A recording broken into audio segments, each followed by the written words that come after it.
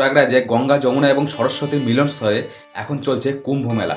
কিন্তু আপনি সেখানে গেলে সরস্বতী নদীকে আপনি দেখতে পাবেন না। কিন্তু কেন জানেন? তো চলুন জেনে নিই এই ভিডিওতে। মহর্ষি বেদব্যাস এবং ভগবান গণেশ যখন মহাভারত রচনা করছিলেন এই সরস্বতী নদীর তীরে বসে, তখন এই সরস্বতী নদী এতটাই জোরে প্রবাহিত হচ্ছিল যে ভগবান গণেশ মহর্ষি বেদব্যাসের কোনো কথাই শুনতে পাচ্ছিলেন না। তখন ভগবান গণেশ এই সরস্বতী নদীকে অনুরোধ করেন একটু ধীর গতিতে বয়ে চলতে, কিন্তু সরস্বতী নদী নিজের গতিতেই বয়ে চলতে থাকে। তখন ভগবান গণেশ এই সরস্বতী নদীকে অভিশাপ দেন যে এই সরস্বতী নদী একদিন বিলুপ্ত হয়ে যাবে। সেই জন্যই এই সরস্বতী নদীকে পৃথিবীর বুকে দেখা যায় না।